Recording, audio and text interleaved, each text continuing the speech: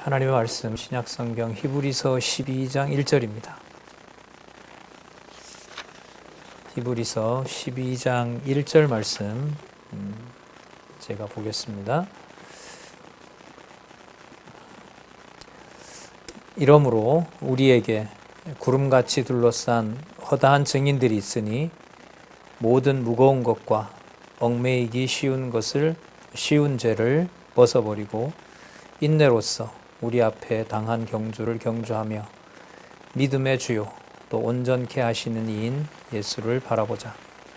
저는 그 앞에 있는 즐거움을 위하여 십자가를 참으사 부끄러움을 개의치 아니하시더니 하나님 보좌 우편에 앉으셨느니라.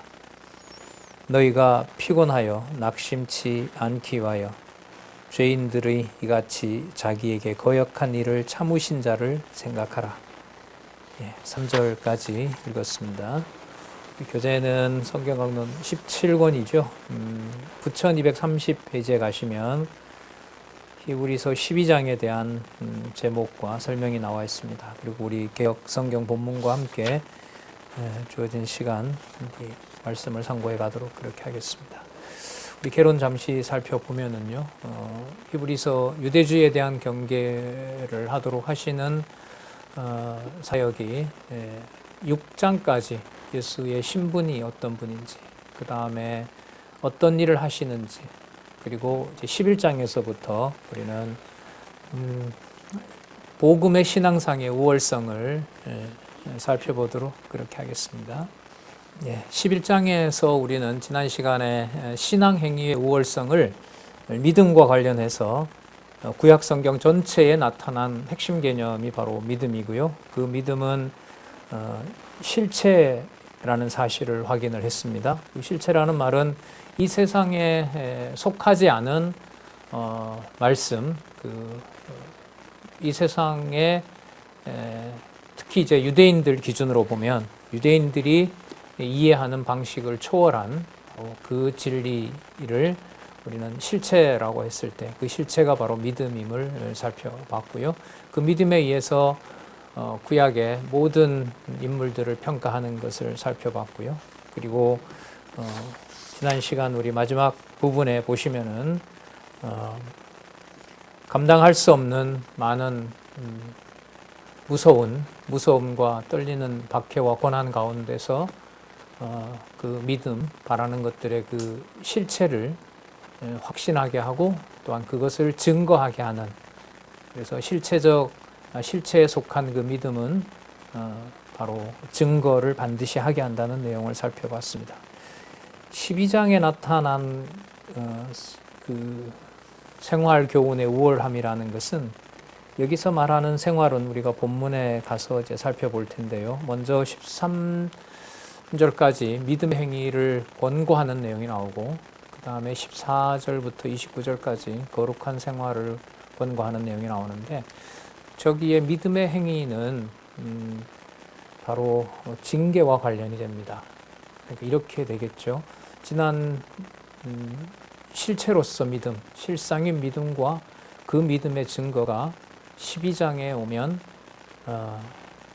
생활에서 바로 징계를 통해서 믿음의 실체가 증거되고 또 그 믿음을 증거하게 한다는 겁니다.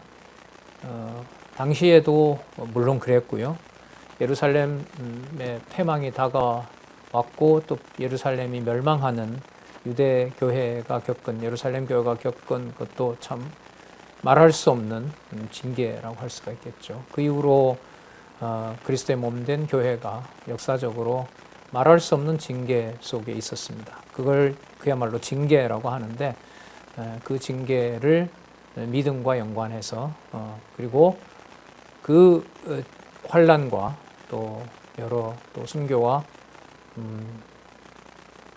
참 인간적으로 견뎌낼 수 없는 많은 그런 행위들을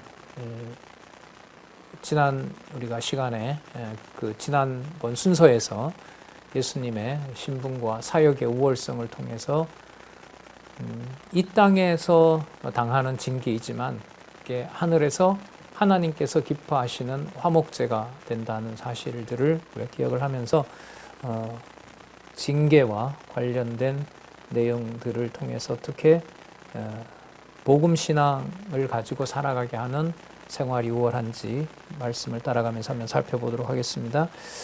먼저 3절까지 인내로서 경주하며 예수를 바라보고 생각할 것을 권고하는 내용이 나타나는데, 처음에 보면 이러므로라는 말씀이 나오죠. 그건 이제 앞에 나타난 사실을 연결하는 거잖아요. 밑에서 세 번째 줄에 보시면 그 본문을 통해서 확인을 해볼게요.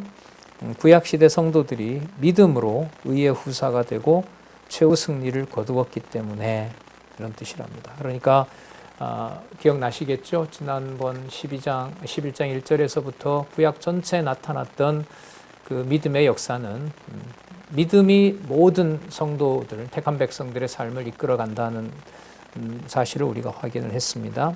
그리고 그 믿음의 주권자는 바로 주 예수 그리스도시다. 그래서 그 예수는 신분상 또 사역상 우월하다는 것을 살펴봤는데요. 구약의 그 선진들도 그런 믿음을 통해서 의로운 하나님의 그 상속자가 되었다라고 알려주고 있습니다. 그러므로, 이러므로 우리에게, 우리와 연관이 되는 거죠. 지난번에 우리를 어떻게 설명했냐 하면, 우리가 가진 신앙이 그리스도가 오셔서 완성하심으로 해서, 우리의 신앙을 완성함으로 해서 그들이 가졌던 믿음과 우리가 가졌던 믿음을 하나로 통일되게 하신다는 말씀을 우리가 지난번에 살펴봤었죠. 그리고 시간적으로 과거에 있었건 현재 있건 앞으로 나타날 모든 믿음의, 여기 보면 후사들이, 믿음의 의의 후사들이 동일한 그 실체를 통해서 증거한다는 거예요. 그 실체에 나타나는 모습은 11장 후반부에 나타났던, 말로 할 수 없는 그 그리스도가 당했던, 겪으셨던 바로 그 일과 이제 12장에서 말하는 바로 징계를 통해서 그리스도의 몸된 교회가 오직 그리스도만 바라보게 하시는 역사를 섭리하신다는 거죠. 우리에게 구름같이 허다한, 이렇게 좀 해볼게요. 구름같이 우리를 둘러싼, 이렇게 번역해도 될 것 같아요.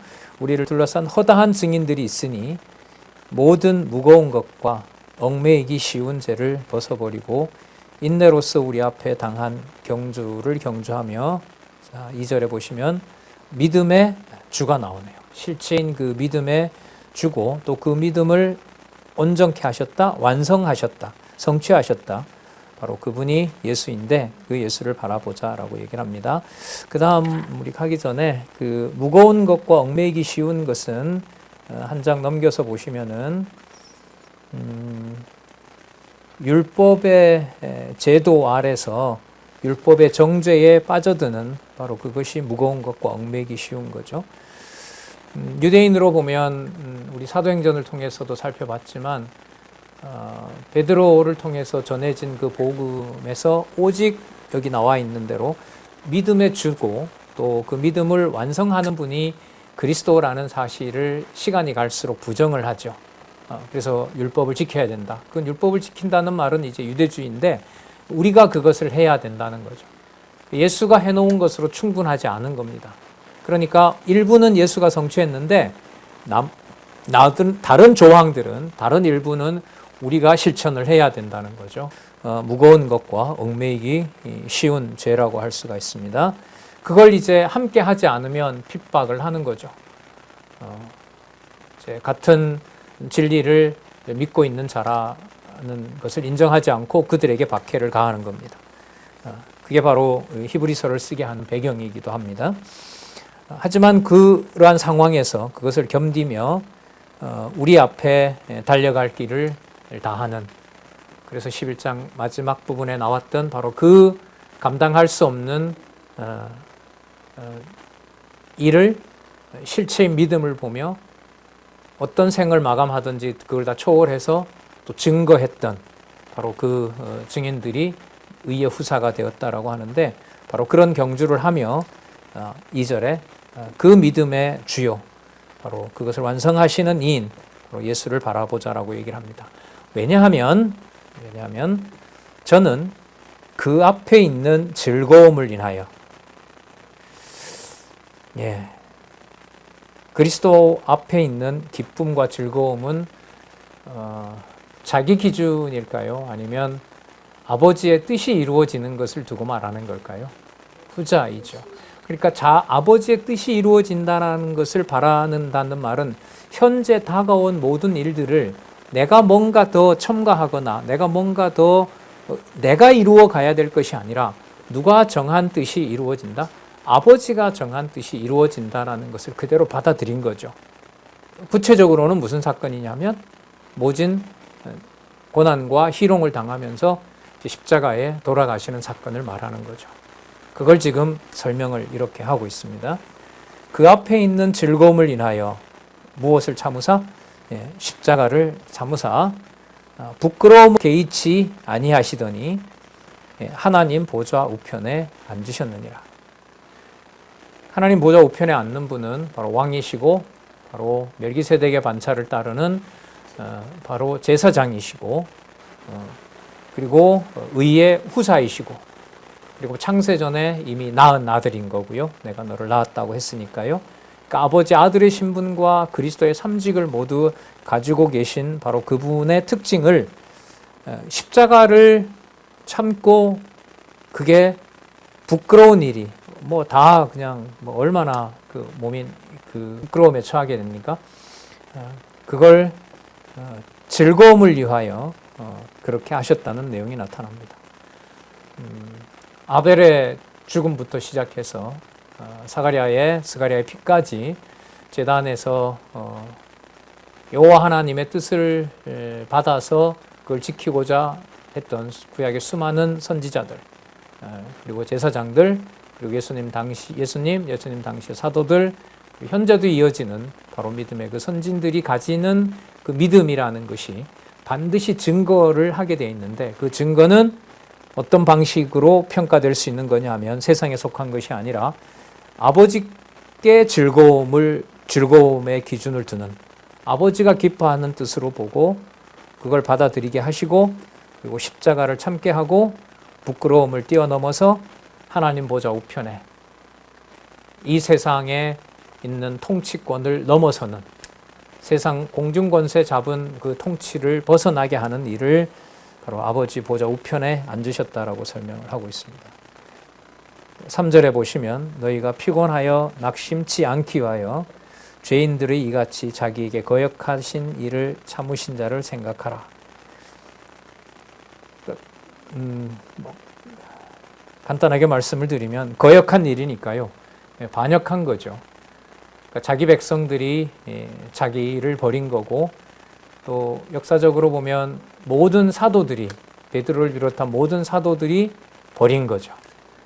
참 예수님 자신이 얘기했던 하늘나라의 계획이 다 포기되는 건데 그걸 조금 전에 읽었던 말씀으로 보면 그 앞에 있는 무엇을 위해서 그렇게 했다는 거예요? 즐거움을 위하여. 이 즐거움은 하늘에 속한 믿음이라는 이 실체 이것이 아니면 도저히 설명할 수 없는 겁니다. 그러니까 기쁘다라고 했으니까요.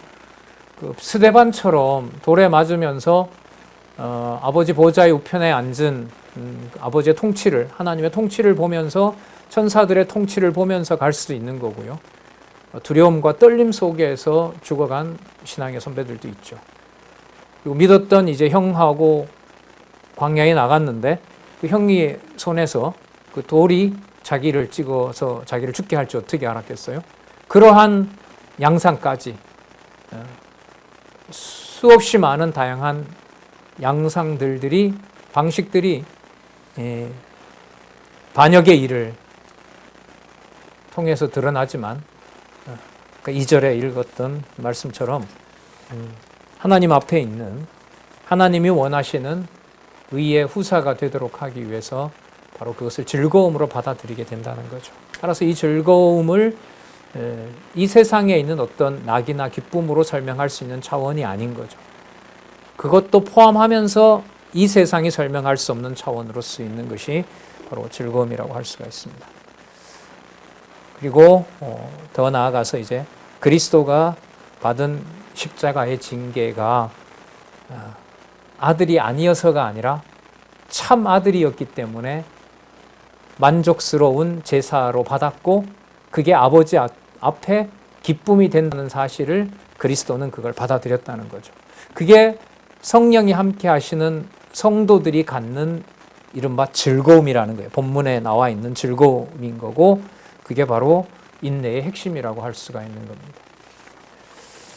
예.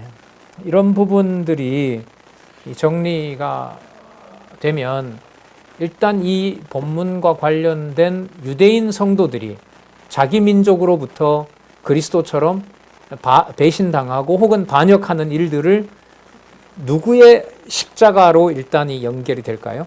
그리스도의 십자가와 연관이 되고 또 말할 수 없고 참 견디기 힘든 때로는 이제 너무 힘들어서 이제 배신하는 일도 벌어지죠. 역사적으로 보면 그런 일이 많이 벌어집니다.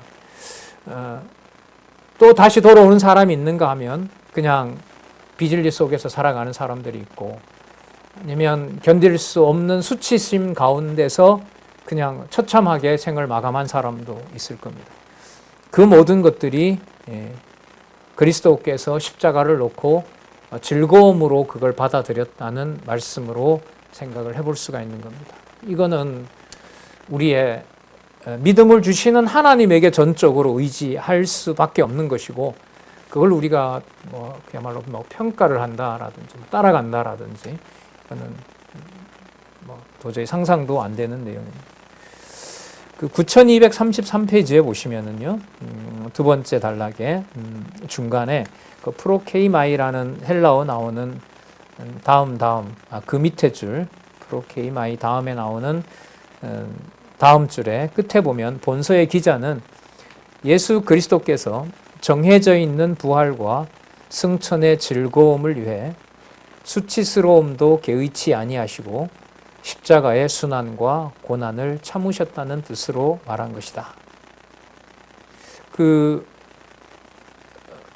예수님께서 십자가에서 막 그냥 감사합니다 이렇게 받아들인 게 아니죠. 그 시편 22편 말씀을 인용해서 어떻게 이제 하시죠? 아버지요 어찌하여 나를 버리셨나이까라고 그리고 다른 복음서에 보면 크게 소리 지르고 운명하셨더라 그러거든요. 그럼 그 크게 소리 지른 게 여러분 무슨 기뻐서 지른 게 아니잖아요. 고통 가운데서 지르는 바로 그 소리인데 히브리서는 이것을 무엇을 위하여? 즐거움을 위하여라고 지금 이 세상에 있는 기준이 아닌 성경에서 말하는 실체인 믿음으로 그 상황을 설명을 하는 겁니다. 그리고 아까 죄인들의 거역한 일을 참으신 그 일들은 밑에서 네 번째 줄에 보시면 이를 위해 대적자들이 거역하는 일을 참으신 예수 그리스도를 바라볼 것을 공부하고 있다라고 합니다.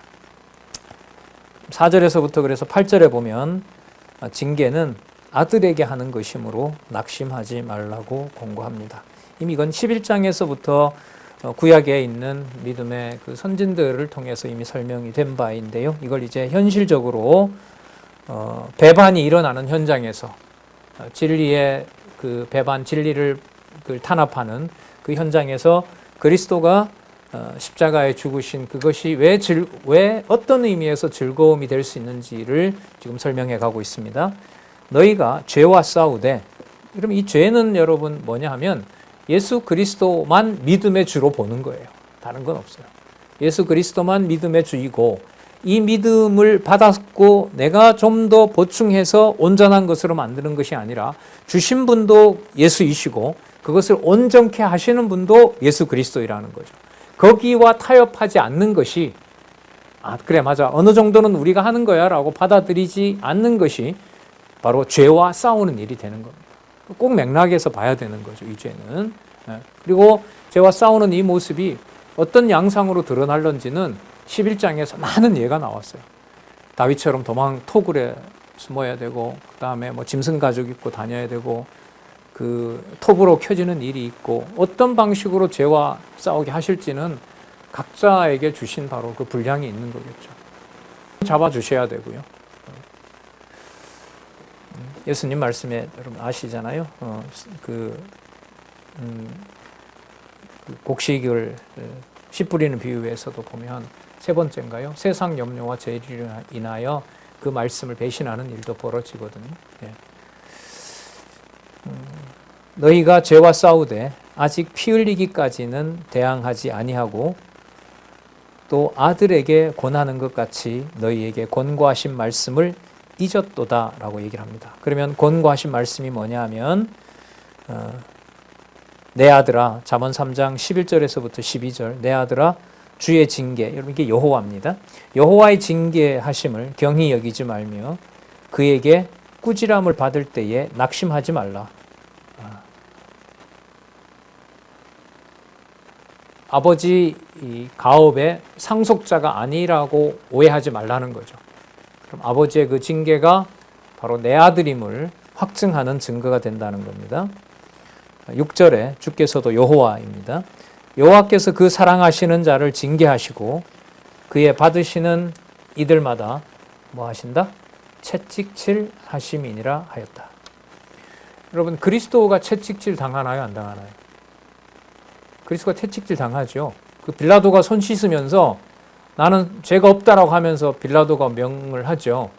채찍질해서 내보내라. 채찍질해서 유대인들에게 넘기라고 했는데 그러면 이 경우로 보면 아버지가 버리려고 채찍질한 것이 아니라 뭐 하는 자이기 때문에 그렇게 하신 거죠. 6절에 보면 여호와께서 뭐 하는 자? 사랑하시는 자를 징계했다는 거죠. 이런 차원의 믿음을 우리가 대충 보강하고 보충할 수가 있겠습니까? 저는 불가능하죠. 불가능합니다. 예.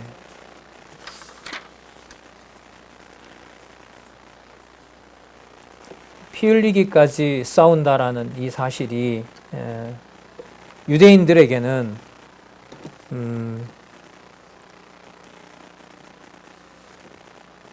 앞으로 다가올 예루살렘의 멸망 속에 성도들 같은 경우에는 이제 두 가지 고충이 있는 거죠. 누구로부터도 배신당하고 버림받고 자기 동족으로부터도 버림받고 그 다음에 그 예루살렘 성이 망하면서 로마로부터도 교회가 탄압을 받고 그래서 나중에 이제 그 로마로 잡혀간 사람들이 그 신앙을 포기하지 않자 여러분 많이 들으셨죠? 이 사람들 5만여 명을 데리고 가서 그 콜로세움을 만들어 놓고 그걸 만들었던 유대인들의 그 성전에 있던 그 주화를 가지고 짓고 노동력은 잡아간 사람들로 그렇게 하고 그리고 거기에 경기장의 흥을 만들어내기 위해서 맹수들에게 기독교인들을 던지는 일이 벌어지잖아요.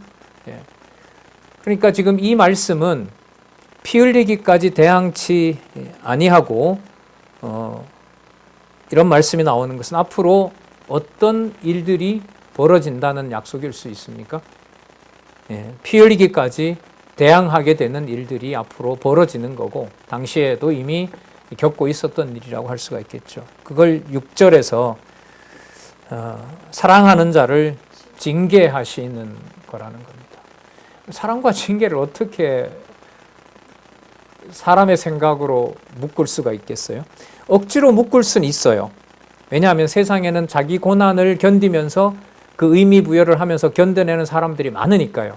하지만 그 고난을 견디면서 창세전 영원하신 하나님의 아들로부터 받은 복을 떠올리는 것은 세상에서 생각하는 방식으로는 불가능해요. 불가능합니다. 인간적으로 겪는 걸 가지고 그걸 의의 후사가 된다라고 생각할 수가 없어요.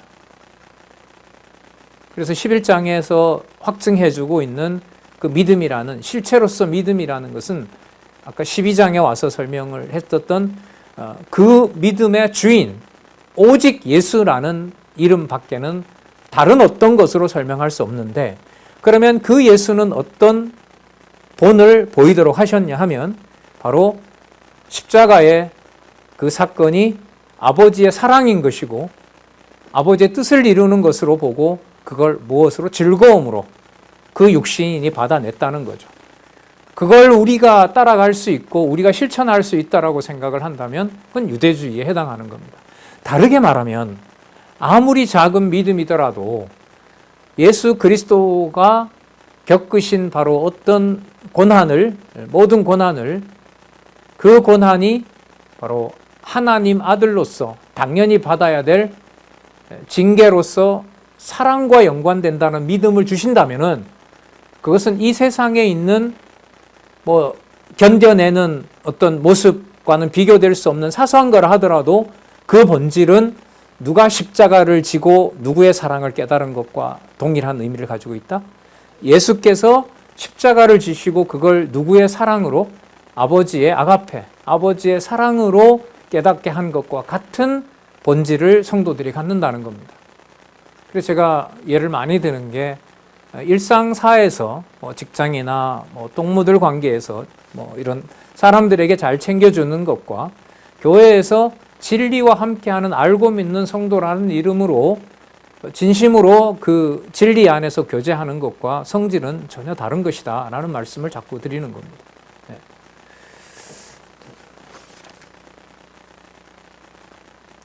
예.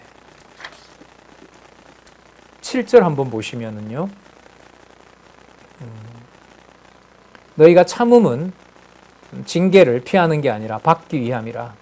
하나님이 아들과 같이 너희를 대우하시나니. 하나님이 아들과 같이라고 했을 때 이 아들은 누굴까요? 사랑하는 아들 예수 그리스도겠죠. 아들과 같이 너희를 대우하시나니 어찌 아비가 징계하지 않는 아들이 있으리요. 자, 징계는 다 받는 것이거늘 이건 이제 하나님이 아들인 그리스도와 관계해서 징계를 말하는 거예요. 이때 징계는 세상의 일반론을 말하는 게 아닙니다. 징계는 다 받는 것이거늘 너희에게 없으면 사생자요 그리고 참 아들이 아니니라. 그러면 피 흘리기까지 싸운다라는 말은 징계를 통해서 겪어야 되는, 징계라는 이름으로 겪어야 되는 하나님의 자녀들의 모든 고난이라고 하는 것이 누구의 아들임을 확인하는 사건이 된다? 하나님의 아들임을 확인하는 사건이 된다는 겁니다.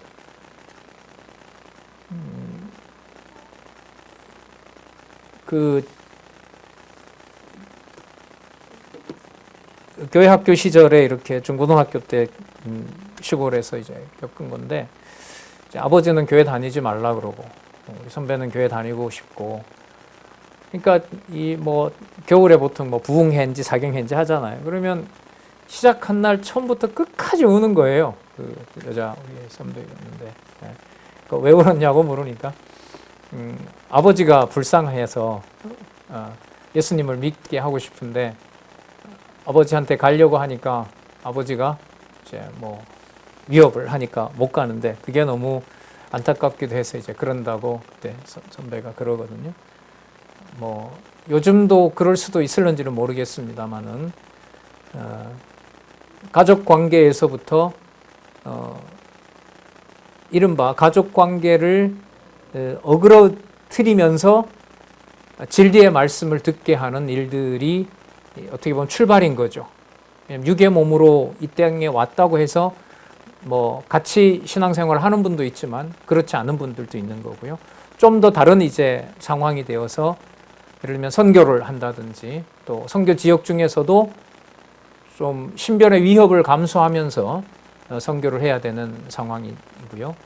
저희도 과거에 좀 가봤습니다만은 이렇게 공권력이 그걸 단속하는 그런 상황에서 직면하는 걸 포함해서 하나님의 아들임을 확인해 주는 바로 그 모든 사건들에 그리스도가 하나님의 아들로서 그가 아버지 우편에 앉는 그 사건과 함께 반드시 무엇이 함께하게 하신다?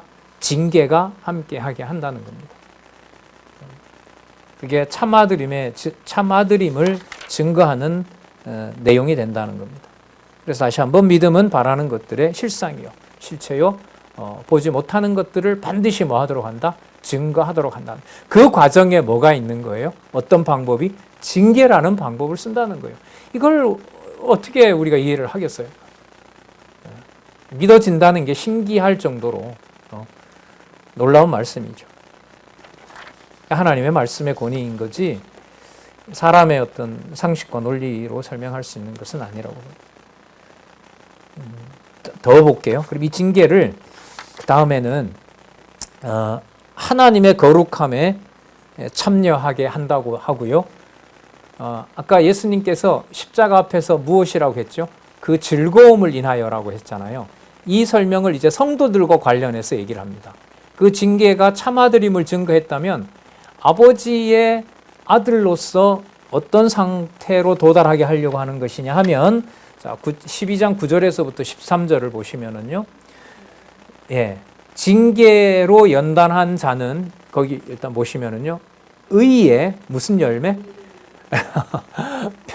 의의 평강의 열매. 평강이 여러분 샬롬이잖아요. 예루살렘 이름이 평강 아니에요?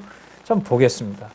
또 우리 육체의 아버지가 우리를 징계하였어도 공경하였거늘 하물며 모든 영의 아버지께, 이때 영은 믿음이라는 그 실체를 주관하시는 분이잖아요. 모든 영의 아버지께 더욱 복종하여 살려 하지 않겠느냐 수사학적으로 강조를 하고 있습니다. 그러면 복종한다는 말은 복종하는 것을 뭘 통해서 배워가게 하는 거죠? 징계를 통해서. 이게 여러분 5장에 나왔던 거예요. 그리스도가 많은 그 눈물과 애태움으로 아버지 앞에서 무엇을 배워간다? 경외함을 배워갔다는 말씀이 나오잖아요. 이걸 이제 하나님의 자녀들에게도 마찬가지입니다. 마찬가지로 그야말로 적용하시는 거죠. 더욱 복종하여 살려 하지 않겠느냐. 저희는 잠시 자기 뜻대로 우리를 징계하였거니와 세상의 아버지들은요. 육적으로 잠시 자기 뜻대로 우리를 징계하였거니와 오직 하나님은 우리의 무엇을 위하여? 유익을 위하여. 그럼 이때 유익은 누구의 아들임을 확인하는 유익을 말할까요? 하나님의 아들임을 확인하는 유익인 겁니다. 그게 유익이라는 거예요. 그 유익을 위하여 그의 거룩하심에 참여케 하느니라. 거룩이라는 게 분리되는 거잖아요. 그럼 징계를 통해서 속한 것이 아니라 어디에 속해 있다? 땅에 속한 것이 아니라 하늘에 속해 있다는 것을 징계를 통해서 거룩하심에 참여케 한다는 겁니다. 여러분 참여한다는 거 잘 많이 들으셨을 거예요. 이게 바로 코이노니아입니다. 그러니까 성도가 성도에 대해서 그 고난을 통해서 진리의 말씀을 전하는 일이 바로 아버지의 거룩하심에 참여하는 행위가 된다는 겁니다. 11절 무릇 징계가 당시에는 즐거워 보이지 않고 슬퍼 보이나 후에 그로 말미암아 이제 훈련을 받은 자에게는 뭐라고요? 무슨 열매를 맺어요? 의의 평강한 열매를 맺는다. 의는 이제 실체인 믿음에서 비롯하는 성도들의 마음의 상태가 의라고 한다면은요, 그게 직면한 징계 앞에서는 무엇으로 열매를 맺는다고요? 평강한 열매로 맺는다는 거죠. 그럼 여기서 말하는 마음이 편하다라고 하는 것은 누구의 아들임이 보존되면은 완성이 되는 거죠. 아버지의 아들로서 자신이 받는 징계를 통해서 아버지의 아들임을 확인하는 그것이 바로 평강의 척도가 되는 거예요. 이건 설명이 불가능하죠. 세상에 있는 언어로는 불가능한 거죠. 세상에 있는 어떤 논리적인 어떤 설득력을 가지고 설명할 수 있는 차원도 아닌 거예요. 한글이지만 글이지만 글의 어떤 논리로 설명할 수 없는 내용들이죠. 의의 평강한 열매를 맺나니 12절 그러므로 의의 평강한 열매가 나왔으니까요. 11장 지난번 마지막에 나타났던 그 환난 속에 있었던 믿음의 선진들에게도 결국은 그 열매가 아버지의 아들로 의로운 백성으로 이 땅에서 살아가건 죽건 모아지는 것처럼 또한 무엇이 이루어진다는 거죠? 평강이 이루어진다는 거죠. 여러분 이 평강이 바울 서신의 시작하는 인사고 마치는 인사잖아요. 은혜와 평강. 그때 은혜라는 것은 뭐냐 하면 창세전 하나님께서 우리를 하나님 자녀로 선택해 주신 거. 평강은 히브리서와 연관을 시키면 이 땅에 받는 징계가 무엇의 증거인 아버지 아들의 증거로서 그게 뭐라는 거죠? 평강이 된다는 거죠. 이렇게 전하면서도 저 역시도 간구함이 크죠. 이게 사람의 어떤 정보와 지식으로 되는 게 아니기 때문에 그 평강을 순간 깨버리면, 받아들일 수 없게 하면, 아까 나왔던 이제 말씀으로 보면 바로 예수 그리스도가 당했던 바로 반역이 되는 거겠죠. 온전하게 하는 주가 이런 식으로 하시면 안 돼. 적어도 교회는 이러면 안 되지. 이렇게 이제 제어할 수 없는 악행으로 나가게 되는 거죠.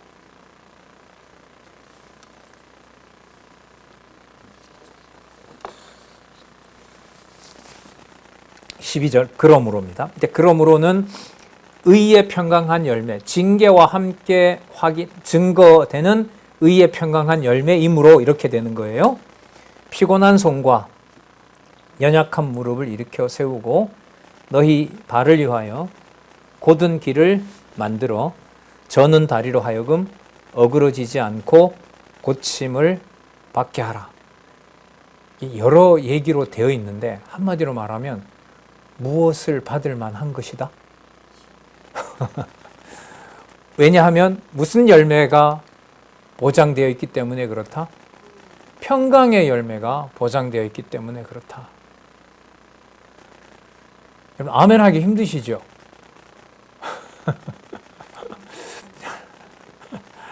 그럼 여기서 아멘도 하게 해주셔야 돼요. 믿음이라는 이 실체를 단지 문자 정보로 보는 것으로 그렇게 우리가 납득하고 이해할 수 있는 차원이 아니에요.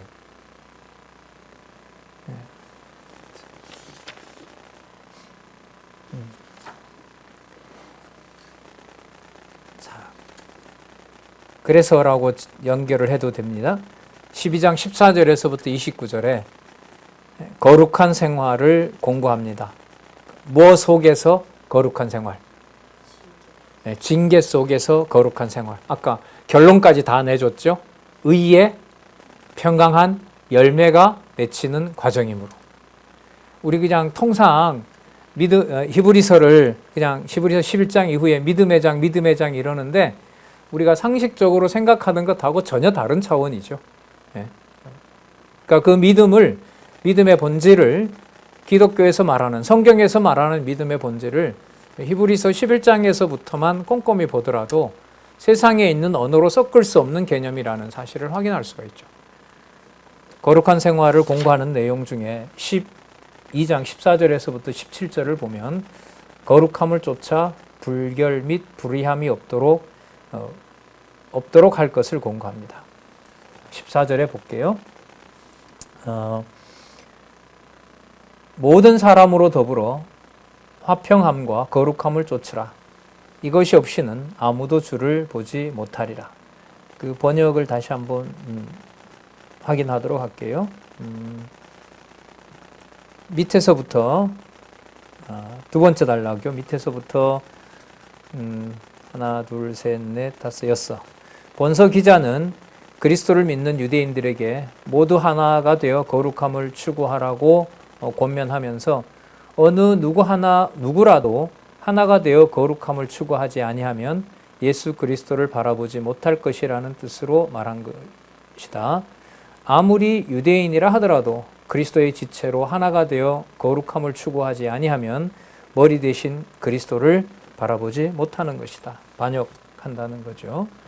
자, 그래서 14절로 가서 다시 보면 앞부분에 의의 평강의 열매를 맺는 징계 속에서 모든 사람으로 더불어 화평함과 아까 여러분 나왔었죠? 의의 평강한 열매 그것과 또 무엇으로? 거룩함으로. 이 거룩함은 이 세상에 속한 몸이지만 이 세상에서 평가할 수 있는 몸이 아닌 거예요. 이것이 없이는 아무도 주를 보지 못하리라. 그럼 여기서 말하는 주는 오늘 우리 12장에서 말할 때 믿음의 주요 온전케 하신 그 주 예수 그리스도를 말하거든요. 근데 그 예수 그리스도는 징계 앞에서 뭐 했다고 했었죠? 아까 즐거움이었었다고 했고 조금 전에 있는 말씀으로 보면 무엇의 열매를 맺게 하신 거죠? 평강의 열매를 맺게 하신 거죠. 그러면 여러분 어느 사람을 대할 때 이 사람 저 사람이 하나님의 말씀을 받아들일 의의 후사인지 아닌지를 우리가 알아요? 몰라요? 모르죠. 하지만 만나는 모든 사람에게 누가 겪었던 평강의 열매라고 하는 것은 계속 보존되게 되는 거죠. 그리스도가 겪었던 십자가 앞에서 즐거움이 누구를 만나든지 간에 그 사람이 반대하던 자건 핍박하던 자건 받아들여야 될 자건 그거는 우리의 관여가 할 사안이 아닌 거죠. 각자 모두에게 주신 의의 평강의 열매를 그때그때마다 디모데후서에 나오는 말씀으로 보면 때를 얻든지 못 얻든지, 그러니까 자기에게 유리하든 불리하는 것을 떠나서 그 다가온 징계는 바로 의의 평강한 열매를 그리스도처럼 맺게 하시는 아버지의 징계가 아니라 아까 뭐라고 했었죠? 사랑이라는 말씀으로 나타나고 있었죠. 이렇게 되면 이른바 배신이라고 하는 게, 배반이라는 게 따로 존재할까요? 안 할까요? 내가 말씀을 전했는데 저 사람이 받아들일지 않을지, 지금은 함께하지만 나를 버릴지 버리지 않을지라고 하는 것이 이미 징계를 받는 것이 평강의 열매임을 확인하는 것이 믿어지면 그 사람이 배반했다, 나를 따른다라고 하는 것에 얽매일까요? 그걸 넘어설까요? 넘어서게 되는 거죠. 자, 그런 의미에서 모든 사람으로 더불어서 화평함을 누리라, 그런 말씀으로 이해할 수 있습니다. 자, 15절, 너희는 돌아보아 하나님의 은혜에 이르지 못하는 자가 있는가 두려워하고 또 쓴뿌리가 나서 괴롭게 하고 많은 사람이 이로 말미암아 더러움을 입을까 두려워하고 음행하는 자와 혹 한 그릇 식물을 위하여 장자의 명분을 판 에서와 같이 망령된 자가 있을까 두려워하고, 재물에 대한 탐욕이죠. 앞부분은 몸에 대한 또 음욕이 쓰고 있고요. 17절, 너희가 아는 바와 같이 저가 그 후에 축복을 기업으로 받으려고 눈물을 흘리며 구하되 버림바가 되어 회개할 기회를 얻지 못하였느니라. 조금 전에 나왔던 그 15절에서부터 16절까지 나타난 쓴뿌리가 나서 괴롭게 하고 많은 사람이 이로 말미암아 더러움을 입을까 두려워하고, 그리고 16절에 나와 있는 두려워하라고 하는 내용, 두려워하라는 말은 상황의 위협을 말하는 걸까요? 예수 그리스도가 징계를 통해서 받은 화평이 사라질까 두려워하는 걸까요? 후자인 거예요. 그러니까 음욕이든 바로 재물 탐욕이든 간에 또 위협이 다가왔을 때 그리스도의 징계가 꼭 필요 없어도 된다고 한다든지 하는 그런 가르침들로부터 떨어질까 혹은 거기에 빠질까 뭐 하는 거죠? 두려워하는 거죠. 그러니까 이 두려움이라는 게 제가 볼 땐 이중인 거예요. 뭐 하는 것도 받아내기 힘든데, 뭘 받는 것도 받아내기 힘든데, 징계 자체를 견디는 것도 힘든데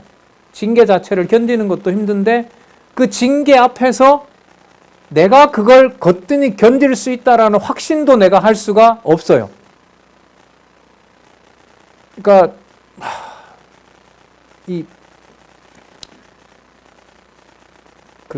제가 이제 공부했던 철학자가 니체인데요. 신이 죽었다는 자 니체인데, 이 바울 서신에 대해서 얼마나 혹독하게 비판하는지 모릅니다.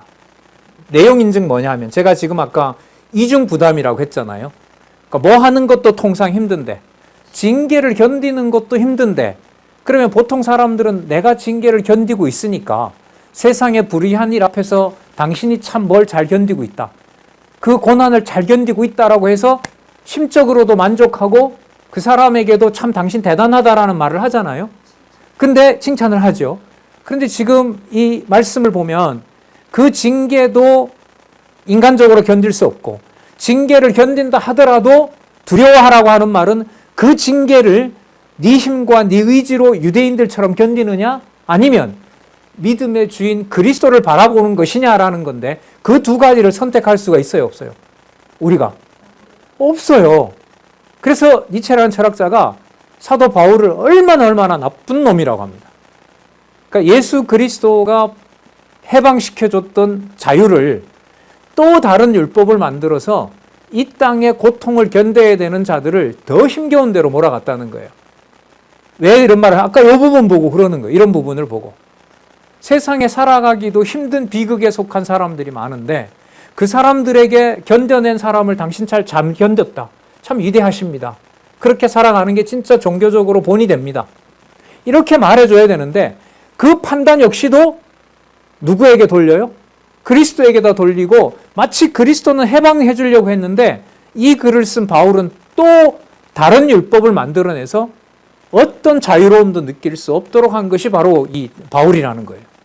그럼 이게 여러분 자유주의 신학이고 바울을 신학에서 따로 떼서 바울의 기독교 윤리라는 걸로 해서 바울 생각이라고 떼어놓게 되는 겁니다.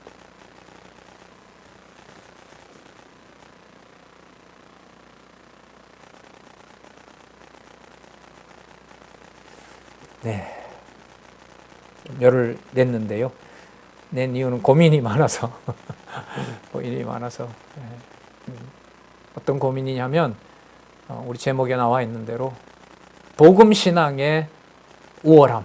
오늘 우월함은 그리스도께서 믿음의 주가 되시는 확증을 십자가 앞에서 그것을 무엇으로? 즐거움으로 받고 본인이 죽고 부활해서 아버지의 우편에 앉은 그 사건에 이 땅에 겪었던 그 열매는 불의의 열매도 고통의 열매도 아닌 의의 평강의 열매라는 사실.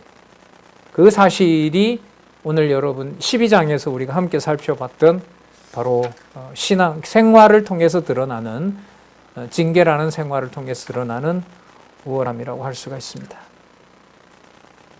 그래서요 18절부터 의의 평강한 열매는 어디에 그리스도가 우편에 가셨던 것처럼 우리에게 속한 그 믿음의 실체로 우리에게 주어지는 의의 평강의 열매는 어디에 속한 열매가 아니다? 세상에 속한 열매가 아니라는 사실을 18절부터 엄청난 전환이 일어납니다. 이 땅에 겪는 징계가 어디에 있는 보화로 꽉 차 있다? 하늘에 있는 보화로 꽉 차 있다는 것이 18절부터 나타납니다. 이게 저 전개가 징계에서 그리스도로 갔다가 현실의 어려움을 겪을 수 없는 상태에서 평강을 말하면서 이 세상에 있는 상황을 다 설명하면서 모든 걸 다 묶어서 어디에 있는 차원으로, 하늘에 속한 차원으로 지금 설명을 하고 있어요. 이게 18절부터 나타납니다. 예, 궁금하시면 마치시고 읽어보시고 다음 시간에 같이 또 확인해 보도록 하겠습니다. 수고하셨습니다. 기도하겠습니다. 하나님 아버지 감사합니다. 믿음을 선물로 주셨고 그 선물은 오직 주 예수 그리스도의 통치 아래 있도록 하기 위해서 하나님의 자녀들에게 징계를 주시고 이 땅에 견딜 수 없는 바로 그 힘으로 하늘에 속한 의의 평강의 열매를 맺을 수 있도록 이 놀라운 가르침을 주셔서 감사드립니다. 두렵고 또 두렵고 떨리는 마음으로 하나님의 말씀을 받고자 하오니 진리의 말씀으로 우리들이 낙오하지 않도록 늘 말씀으로 생각나게 해주시고 강하게 우리를 인도해 주시기를 간절히 소원하오며 예수님의 이름으로 기도드렸습니다. 아멘.